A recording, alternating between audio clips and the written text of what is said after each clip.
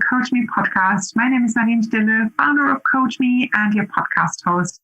Do you have goals? How on track are you with your goals? And do you still like them or do you find them demotivating? Today, I'll be talking with career and leadership coach Debbie Jones about re-energizing your personal and professional goals to get what you truly want. With a long and varied career in many facets of human resource management, Debbie combines her corporate experience with a passion for helping people achieve their goals, work-related or personal. Debbie is a firm believer that no matter where you are in your career or level of leadership you're in, a coach is there to help you thrive, not just survive. We spend a large part of our waking lives working, which is why it's so important to ensure that we are spending that time doing something that fulfills us. Based in Vancouver, Debbie has coached clients across Canada and around the world. She has lived in 6 towns in 4 countries on 3 continents, and that is the reason she is able to connect so easily with people. Debbie is a yoga-loving marathon runner who is constantly challenging herself physically by participating in competitions, challenges, and marathons, making her the ideal coach to talk about energizing our own goals. In today's podcast episode, we learn about goals, resolutions, and intentions, which of them work best for actual change, and how to go about that with a few practical steps. We find out how to set us up for success with creative and easy ways for accountability and fun along the way. We also discover several reasons why goals fail and what to do about it. Let's tune in. Hi, Debbie. Hi, Nadine. Hey. Good to chat to you today. Yes, and it's already our second one-on-one podcast, I just realized. Wow, goodness. Right? It is. Yeah. And we're talking about re-energizing our goals to get what we truly, truly want. It's an interesting topic. It is, and I think very pertinent for this time of the year. Right. And considering the year we've just been through. So I'm just going to talk about goal setting and looking at refocusing and energizing your goals. Mm-hmm. So there we go. Great. Yeah, it sounds like a lot of energy, I think. I'm trying to keep still, but I do tend to move around. I mean, it's this time of the year, right? When we first talked about doing this podcast, you've said that you'd want to bring a bit more, re-energizing vibes to this. So, and I mean, New Year's resolutions and goals for the year have just been set, but there's something called Blue Monday coming up, which does not sound like a lot of energy. So maybe you can fill us in. Yeah. Okay, so Blue Monday is a concept that came up a couple of years ago and is floating on the internet. And another one is the 21st of January. It's the sort of most depressing day of the year. Now, these might be marketing ploys to make us run off and book a holiday or do something different. But it does make us realize that we're a couple of weeks into January and all those New Year's resolutions we made, we might not have stuck to them. And I was doing some research, and making New Year's resolutions is a great tradition. Many people do it. In fact, 60% of us do. But you want to take a guess at how many keep them? Not many, I guess, and probably not so long into the year either. They reckon only, on average, 8% keep their New Year's resolutions. Wow. And a good example of this, to me, is a gym. You go to a gym in January, back in normal years where everything is open. You cannot move. Every machine is busy. Everyone is energized because their New Year's resolution is keeping fit. Go back to that same gym in February. Pretty much it's back to normal. So I do think it's New Year's resolutions don't work. And there's a number of reasons for that. So I think partly it's we want to lose weight, we want to get fit, but we're not actually really identifying a goal in that. We're just randomly throwing out things we want to do, which is why I think goal setting is so important. Goals are a way of us actually being able to live more intentionally, because we know where we want to focus our limited time. Mm-hmm. We're all busy. We don't have much spare time. And so by having a goal, knowing how you want to work towards it helps us live intentionally and use that time. Okay. And by goal, you mean like it's obviously something very specific. It's not just, I want to do this, but it's more. Yes. I'm a firm believer. A goal is not a wish. A goal is not a want, and it's not a preference. A goal is a concrete thing you want to achieve or do, and that you've planned for it. And I'm going to come to that in a minute about how we can set ourselves up for success. Okay. In our goals. Okay, cool. Great. Looking forward to it. And obviously this is for people who maybe have known about New Year's resolutions not working and want to start from scratch, maybe right now or in February with a new goal, or I guess for people to reassess what they've exactly. You might have a New Year's resolution, but you're not quite sure, why is it not sticking? Why not are you working that? Let's give you some ideas. Yeah. And there might be other areas that there's some goals that have been floating around or some ideas. And by having a goal, you can solidify what you want. Mm-hmm. Okay. So Blue Monday, no more. And it's all good. And I'm going to concentrate more on personal goals.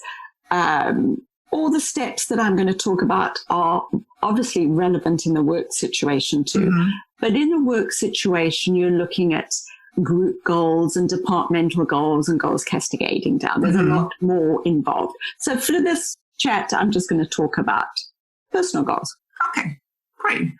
And, yeah. No, you go. So I like to start both with myself and coaching clients is really assessing where you are now. Where are you right now, which is basically your baseline. Because I feel you can't set a goal, a truly meaningful goal, if you don't know where you are. Mm-hmm. And the biggest thing is knowing your values, being clear on your values, and so thereby able to aligning whatever goal it is you're setting, aligning it with your values, making it more applicable to your life and what you want to achieve, big picture. Just a kind of an insert question on here. So for people who are not familiar with values, can you kind of give some examples how values can align with a goal?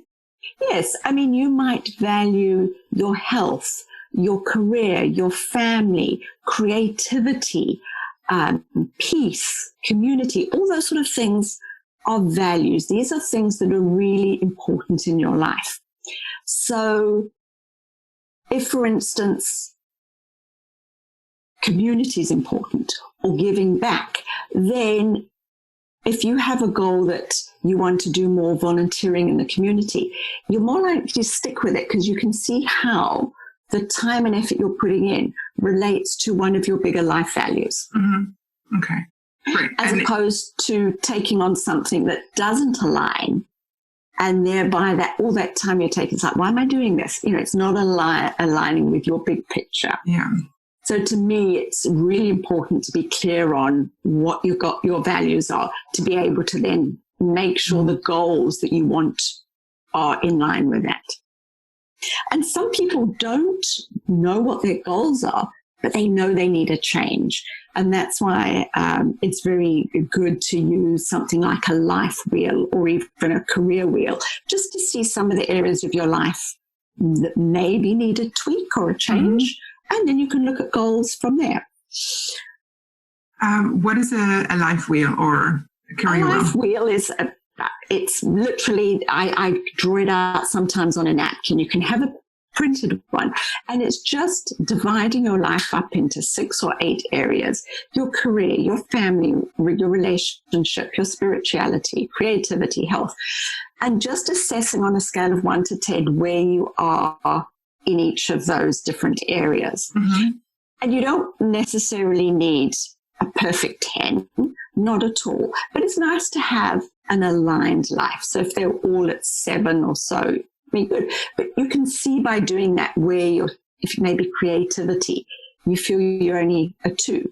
When you look at your wheel, you can think, that's maybe an area that I would actually like to set a goal for, to achieve more in my creativity. People are scoring those particular areas from a scale of, say, 0 to 10, yeah, 10 being on the outer. Yes, on the outer ring. They are really achieving everything they want to in that particular area of their life. Mm-hmm. So it's just a tool, along with values, to see where you are in your life and where you might want to make a change, and make a change by setting a goal and working towards it. Another thing I like to do is I always feel looking back generally doesn't help. You want to always look forward, but it's a good idea to have a quick assessment of where you've been in the last year. And when I'm setting my goals, always like to sort of see what I did last year and have a look back and make a list of achievements. Now, achievements are not always rah, I've done great things. Achievements are sometimes, what was a good memory from the year? What was a good experience I had? What was something different I did, or something I noticed, along with obviously any achievements you might have. And that, I think, gives us a good baseline when we're looking at our goals. You might be surprised as well as what you've all, been up to over the last little while. Just like seeing it on paper, it's sometimes quite a revelation. And I think I'm still working through my list for 2020, because let's face it, it's a year. It was a tough year for everybody. Mm-hmm. But when you start thinking of some of those memories of how quiet the roads were, or as a runner, being able to run down from Grouse Mountain on the road, in the middle of the road, because there were no cars going up there. Little things like that. There's good things that came up. And I think if we concentrate on that, it helps us align our goals. Great. So we've spoken about assessing where we are. Now we need to set those jolly goals. So I know, just for one, when we quickly before we move on, you also in preparation for our chat today, there was one thing that came up. There was like two numbers, 20 for 2020 or something like that. Can you explain what's behind that? I just thought it had a nice ring. I like to look back and find good things or achievements that happened in my previous year to set me going in the new year. And last year was 2020. And I like to push myself to find 20 things. 20 for 2020 just sounded like had a really good ring to it. So that's what it is. Okay, cool. Maybe next year I'll be looking at 21 for 2021. So. But it just forces yourself, if you just make a list of 3 or 4, but to really look into how you fared in the previous 12 months. Okay, cool. Great. Now we've done the look back and we see where we are right now. We're ready to move forward with goal setting. Yes. Talk to us about that. And I think everybody is aware of, if you're going to set a goal, it needs to be a SMART goal. And obviously SMART being an acronym. S, be specific. Really know what you want to do. Not just, I want to start running. I want to start running because I know it's going to improve my health. Or I want to start running because I'm running a marathon that is on this date. Your goal needs to be measurable. You need to be able to see where you're going, see how you're going towards it. It needs to be achievable. For the A. I also like to put actionable. It must be a goal that you can actually do something about. R is realistic. It must be a realistic goal. If you have bad knees and you cannot run, why would you put a goal of running a half marathon? Because you know you're not going to do it because of your knees. So you need to choose something that is realistic for you and your lifestyle. Goals need to be timely or having a timeline. It's good to know, when are you going to achieve that goal? I keep using running as a metaphor for these because I'm a runner. So if you have a 10K race in May, that's beautiful. It's timely. You know everything you need to do has to come out by that date in May. And then recently I've seen a lot of goals saying have SMART goals. So that's ER at the end of it. And I've seen a number of different versions of what the ER stands for, but I like to think E is for evaluation. Your goals are not just set and you never look at them. You want to constantly look at them, evaluate, see where you're going. And R is a recalibration. Life happens.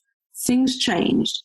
Work changes. Maybe big projects at work. Maybe family circumstances change. You need to be able to look at your goals and recalibrate where necessary. Okay. So that's kind of tweaking them slightly? Tweaking them. If you realize that you're training for a 10K race and then you go and pull a muscle, you realize, well, I'm not going to do that, but let me recalibrate. So I reckon I'm going to be sort of fit and healthy again. I'll look at my race in August. So you recalibrate. It's not necessarily going, well, I'm not doing it now. So. Okay, great. And I found a lovely quote by a man by the name of David J. Schwartz. I don't know who he is, but it happened to be in my planner. And it's, think little goals and expect little actions. Think big goals and win big success, which I think is really setting your goals is a good thing to keep in mind. Yeah.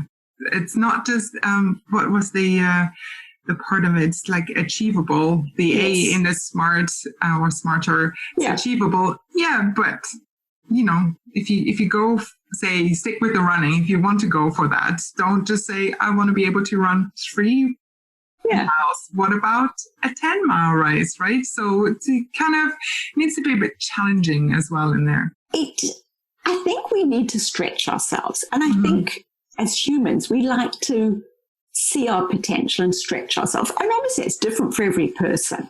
But I think it's always good to have several goals. And some of them are stretch goals. They're going to stretch us.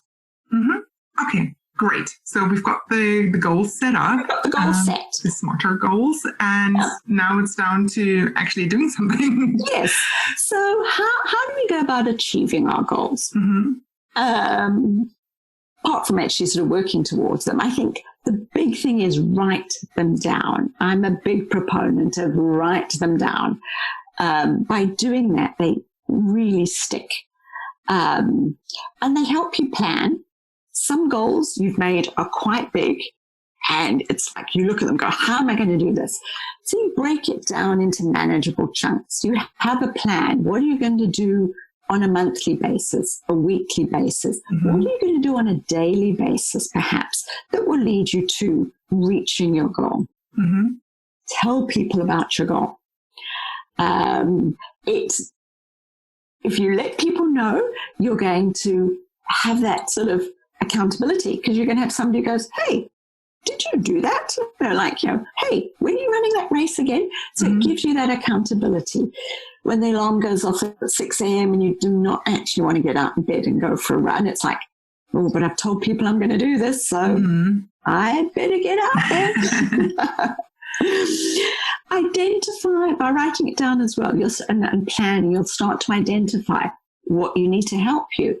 Is it more training or a course? Is it people you know who can help you? Is it a book you need to read?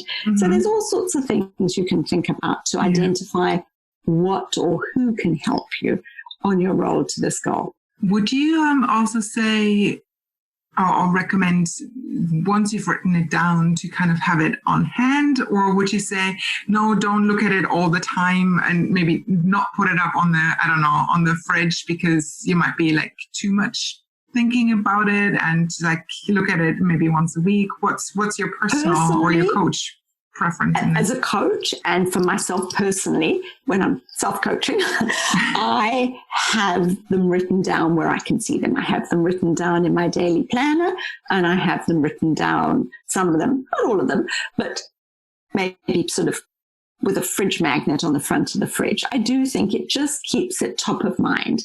And when we're having those weak moments, you sort of want to really be healthy eating, and you're standing in front of the fridge and what you're looking at is not healthy. Yeah, that little reminder might just go, okay. So I personally say keep them visible, keep them, I mean, some of them might be personal ones that you don't want other people to see. That's fine, but have them where you can see them. Okay. Cool. Visualizations are wonderful. Spend time imagining how you're going to feel, how you're going to act and look and be when you've achieved this goal. Really make it real. Really embody how this is going to change your life. Because let's face it, you're going to be investing time in this. You want to really make sure that you're excited about the outcome. Use vision boards, photos, pictures of how you want to be or how your life will be with that goal done. Just something that can maintain that excitement and passion for that goal you want to achieve. Journaling. I do love journaling, and journal how you're doing and maybe the roadblocks you are coming to and how you're going to overcome that. They're all part of helping you achieve these goals that you've set to yourself. And for specifically for journaling, if people haven't done that before, it's more keep a daily journal of how you're doing, or just blowing down everything is just not working today and letting off some steam, or all of the above. Celebrating. I don't know. Okay. All of the above. All of the above. It's just a way of getting your thoughts down there. And, if you had a bad day and didn't meet one of the tasks you wanted to do, just, by journaling, you figure out why not? Okay, well, next time that happens, maybe this is what I do. So all of the above. All of the above. Okay. Then you said something about maybe doing some accountability or check-ins with people. Yep, just by telling people. Or is it for yourself? Sorry. No, it's for people. I advise people. I do it for myself, that I tell people I have a big goal that I'm working on at the moment, is I've signed up to do a race across Canada, running, cycling, all sorts of things. And I told people, so now I have people saying, is this your accountability piece? You're putting it out in a podcast? Well, I've told friends, and now I get people saying, where are you now? Because you can track, it's a virtual one, but you can track on your mileage where you are across Canada. Oh, so okay. It's people are asking me, where are you? Wonderful. Where are you right now? Where did you start and where are you? Started on the very west coast of mainland BC, level with the northern part of Vancouver Island, on the 1st of July. And I am now level with Timmins, Ontario. But we're quite far north, but level with that. So I've done over 3,000 kilometers. Wow. And it ends on the 31st of June. In Newfoundland. But it's, as I said, it's about the accountability, because that's a huge thing, but telling people. So now I have people asking me. So if I don't do it, so you see, it's all about accountability. Yeah, now you've said it on the podcast. I've got to finish these last 5 months. So, but it does help you. And otherwise, you've got to make excuses. And obviously, once we have the goals achieved, there's going to be a party. Yes. And I'm all about celebrating and rewarding when we achieve. But sometimes the goal is a good couple of months down the road. And it'd be nice to reward yourself for meeting the little steps.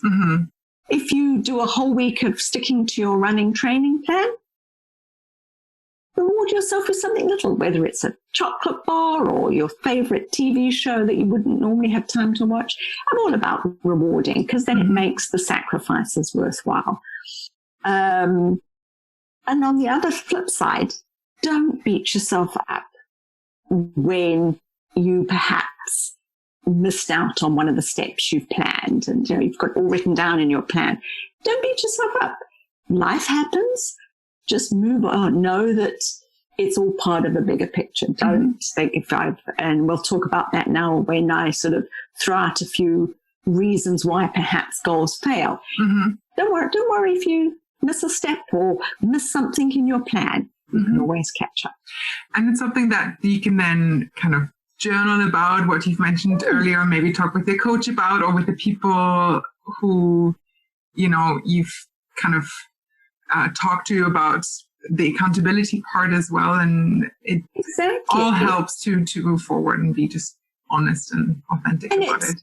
Exactly. And if you find it's the same thing that you keep missing and not doing, there might be something deeper in there for you to have a look at. Is it really not something you want to be doing? Or is there something else you can do to work you towards your goal? So yeah, when you said that, something just popped up in my head about maybe it's something you think you should be doing.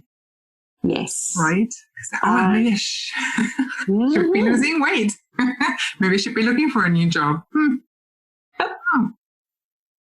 Right? If you haven't, I think going back to aligning with your goals and what you really want, and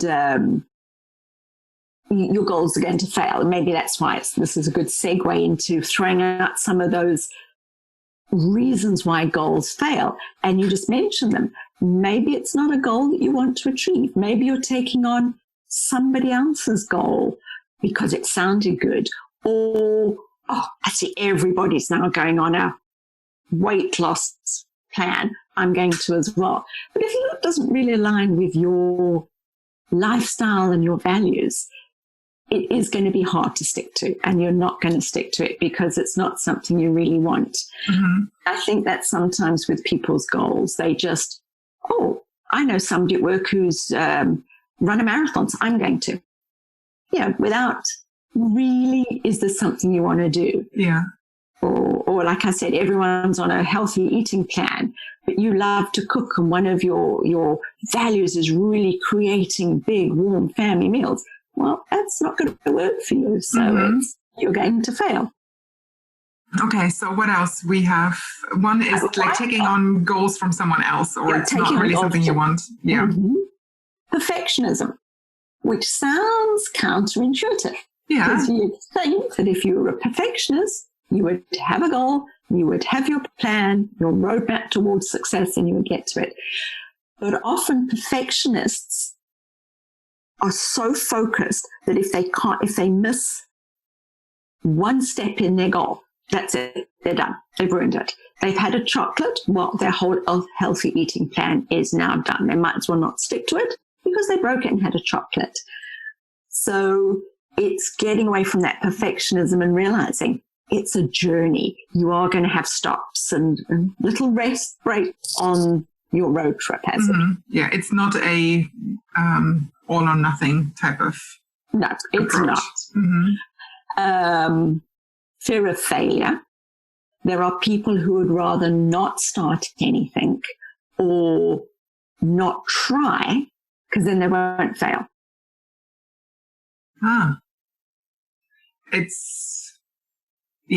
So but then remains stagnant. And that is it. So then this is, and some people might be spinning their wheels. They know they want to change, but they're scared that if they try and fail, then how would it look? Or the goal is too big and it's not broken down, and then how do you? Exactly. It's not broken down into those manageable chunks that you can just work away at it. On the flip side, there's also fear of success. What if it works out, What if it works out? What if I get that new job? What if I get that promotion? What is that going to mean to me? And some people self-sabotage themselves. I'm sure I've done the same thing where it's, you've thought of your goal, but you haven't thought, okay, what's it going to be like afterwards? This new job that you've always wanted, you've got, or promotion. It's like, how do I handle that? So, and then also specifically if it has been, say, a stretch goal or something that has taken a long time, say maybe even years to work towards, what's afterwards? Is that going to be, say, a void? Or, it's like you put your all in everything into, I don't know, running a marathon or working towards a certification or, getting your studies done. And then what now? What now? What am I going to do? What am I going to do with my time? What am I going to do with that energy? Or, okay. That's an interesting one. Another one, and I didn't know how to word it, but it's more like peer pressure, where sometimes the people closest to you are going to, and they might not even do it obviously, they might be doing it very subtly, sabotaging your efforts. Your best friend, who both of you could do with losing some weight, if you take on a goal of getting fit and losing weight, suddenly your best friend is thinking, well okay, now, you know, what about me? It says more about the other person, but it's almost like a jealousy. Your colleague at work, when they see you working towards a promotion, all of a sudden it's like, well, I'm going to be left behind. So people might not even know they're doing it, but subtly they might be undermining your efforts or sabotaging you. That's something to look out for. You've got this goal, you've got to really be firm sometimes, and well-meaning people are doing that. You know, your mother's like, oh, don't be silly, you don't need to, you know, lose any weight. Have that extra slice of cake I just cooked for you. So things like that. So those subtle things we have here. Care of. There's a lot of reasons why this might fail. And Blue Monday is on the line as well, coming up right now. And so this really... Exactly. And it's all about being clear, I think, about values, where we want to go, and making sure that that time and effort we're putting in helps us stick to it. And those things that jump out at us to try and derail us from our goals, we're going to be stronger than that. We've got to really be clear about what we need to say no to be able to add in, okay, so now that gives me time to say yes to things. Yeah.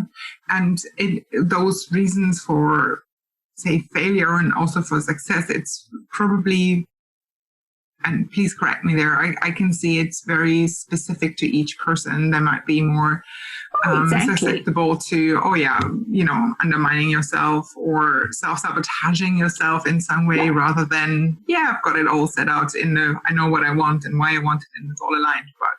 But exactly. And somebody might be well aligned and nothing will deter them from one goal, but on another goal, somebody will deter them. So it's very individual, and working with a coach helps, because then that coach can offer another perspective, hold that mirror up to see where you're going. Obviously, also be the accountability partner. Yes, big thing, being the accountability partner, knowing that you're going to be checking in with your coach, every 2 weeks. Well, how did you do on that goal, or how did you work on that task? Yeah. A coach would also be able to help you right at the beginning, looking at your values, doing value exercises so that you can be clear of your values before you even start looking at where you're going and what your goals are. A coach can help you through a tool that most coaches use are the life wheel, or the career wheel, which we spoke about at the beginning. And it just gives you another view. And a coach offers an unbiased view. Like I said, maybe your best friend gets a little bit jealous because now, you're looking a bit better than she is now. So the coach is totally unbiased. The coach is not going to have any hidden agendas. Coach just wants you to succeed. A coach wants the best for you with no ulterior motives. Yeah. And if you already have a goal, then, and you think, I'm already struggling to see this through, then you can readjust it and really look at all the areas that you've just mentioned, and make sure that it's you're digging down and making sure that you can actually achieve that goal and reset it. Okay. Reset it. As I say, we're writing them down, but at the end of the day, goals are not cast in stone. We need to constantly be able to look and reassess, because they take place in the context of the rest of our life. And life happens. 2020 happened. How many goals in 2020 were not achieved? You know, a number of my goals involved travel or running races. Nothing happened. Mm-hmm. And that's it. So it's being able to look at where you are, assess the situation, and if you need to change a goal and recalibrate, that's what you need. Okay, great. We are at the end of our podcast, or as good as of our episode. My gosh, that went by real fast, and I feel a bit more energized, and I know that I need to definitely take a look and for one, probably write down my goals. Last year I set intentions and I've made them public on my social media. I was like, okay, this is see where this is going. This is my overall arching agenda. And then I've done a public review of it and said, yeah, so 2020 happened. This is what happened to my goals. And similarly to you, actually, I'm still working out what this year is going to be like, but I do need to write them down more top of mind for myself. And while I'm recording this, I have view of my fridge, and there's a bit more space left for for something that I could put onto it to be reminded as well. So that's a really good thing for me to take away. From today. Hey, all the help we can get. Right? Exactly. And so there's 3 more things to cover today, something that I'm asking all the during all the interviews this season. One is a book recommendation. Do you have something for people who are listening in and it's like, I want to read something? I had 2. So you can stop me if you only want one. No, one of them is it's a book I refer to time and time again and have done for years, The 7 Habits of Highly Effective People by Stephen Covey. Yes. I've read so many others over the years, but I still come back to that. To me, that's the definitive planning your life, time management, goal setting. I love that. Okay, great. But then in terms of it's a classic. And as I said, I've read so many others over the years, but I still go back to that one. And then in terms of a novel, whenever people ask me my favorite book, it always tends to be the one I've just read. But I have just read All the Light You Cannot See by, I don't know if you've read it. I have, yes. I loved it. The sort of blind French girl and the German boy that occupied France. I absolutely loved it. I've recommended it to a number of people as well. And just thinking about it gives me goosebumps. Wow. It's one of the best books I think I've read. I finished it last week, and I think it's one of the best books I've read in a long time. I really enjoyed it. It's over there in a bookshelf on my side. I belong to the local library online, the North Vancouver Library. So I had to wait about 2 months for that book. So. Yeah, it's pretty special, that one. And some of the locations in Germany are actually not too far from where I'm from, and it's still open, and you can go. I actually told my mom about it. It's like, you need to read this book, and then you need to go to there's a particular school that the male part goes to. That school is still standing, and it's used for highly what do you call it? For very say again? Gifted? For gifted students, yes. Oh, it's still there, and so my parents went for a day trip and looked at it. So it's all, I don't know. It's just mind blowing, that book. Yeah. Oh no, I want to go to is it St. Malmo on the coast of France? Yes. Yeah. I know. Anyway, sorry. I cheated my 2 of my best books. fellow book lover. Yes, we could. Okay.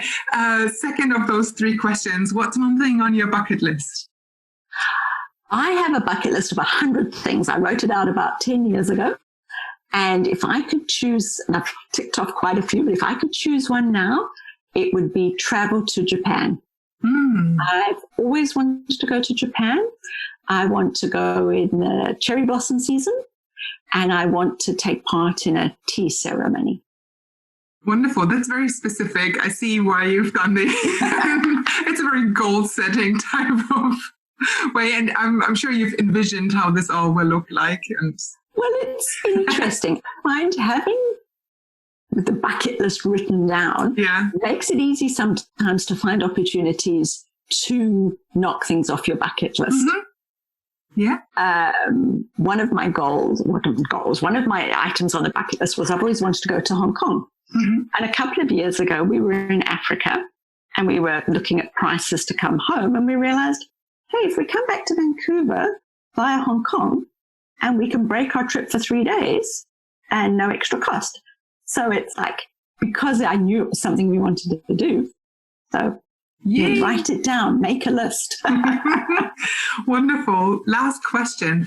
What's something that makes you dance?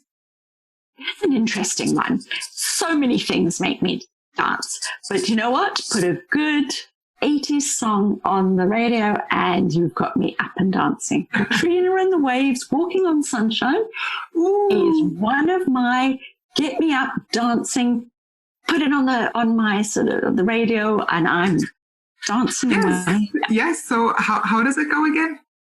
I'm walking on sunshine. Oh, yay! Nice 80s song. Wonderful. Thank you so much for your time, Debbie, and for that energy that you brought to this. We're feeling energized, and I hope everyone who's listened in can somewhat avoid the Blue Monday coming up, or a slump, and is all, working towards their goals this year. Oh, it is. I mean, I've already had one or two that I've eaten chocolate when I shouldn't have done, and I was meant to be healthy eating. So, it was dark chocolate and it's healthy, right? Well, dark chocolate does have a lot of antioxidant properties, so really it should be a health food. So am I sabotaging your efforts now? Is that how that plays out? Either that or you're enabling me. Wonderful. Thank you so much, Debbie. Have a good afternoon. You too. That's it. What resonated most with you to re-energize your goals? I'd like to invite you to a free initial coaching chat with Debbie so you can explore how you can benefit from a collaboration with her and achieve what you truly want. Simply go to coachme.global/book. That's coachme.global/book. Sending you lots of energizing vibes. Thank you for tuning in. Stay healthy. Nadine.